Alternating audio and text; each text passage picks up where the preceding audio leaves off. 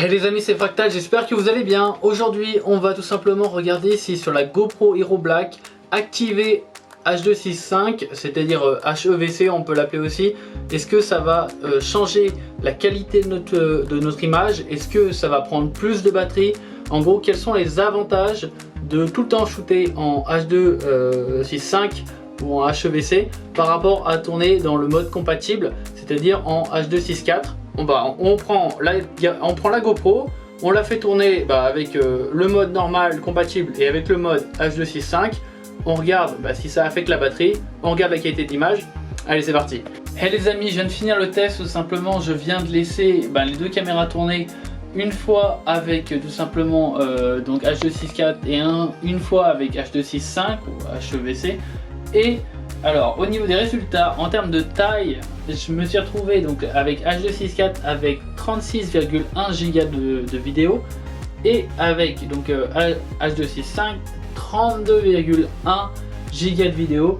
Donc globalement il y a 4 Go de différence. Avantage pour H.265 mais de pas énormément. Moi je m'attendais à un meilleur gain tout simplement. Alors il y a plusieurs possibilités à ça. Le plan que j'ai fait il est statique, c'est-à-dire qu'il y a juste moi qui bouge un peu, donc la compression n'est pas forcément très compliquée. Donc peut-être que la fameuse compression H.265 est censée mieux performer, peut-être qu'elle performe mieux quand il y a un shot en mouvement, peut-être qu'elle est meilleure. Et donc dans ce cas, peut-être que là pour un shot statique ça fait pas de différence, mais ça fera peut-être une différence, j'allais dire, quand vous voyagerez.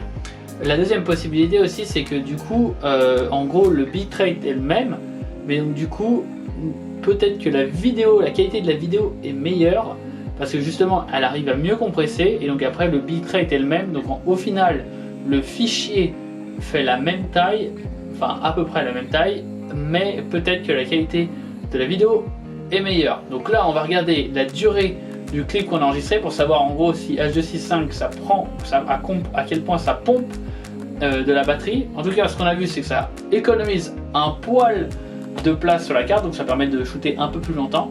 Et on va regarder donc si ça prend de la place sur la batterie et si la qualité de la vidéo est meilleure.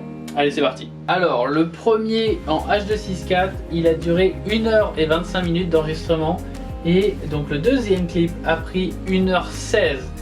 Donc ça veut dire que en gros il y a 10 minutes d'enregistrement de moins. Donc encodé en H.265 ça prend plus de batterie.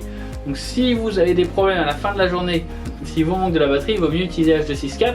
Si par contre à la fin de la journée il vous manque des cartes SD, il vaut mieux utiliser H.265. Après au niveau qualité d'image, moi je vois pas de différence honnêtement.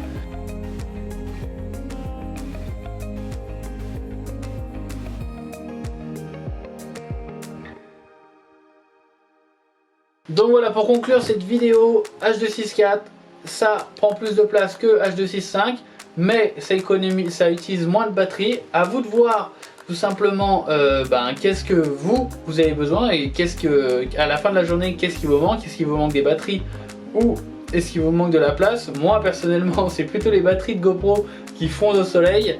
Donc en vrai j'ai continué à shooter en H.264. Donc voilà, j'espère que cette vidéo vous aura plu. Si vous avez appris un truc, n'hésitez pas à liker la vidéo, à la partager si vous avez un pote qui se pose la même question. Et je vous fais des gros bisous pour une prochaine vidéo. Plus!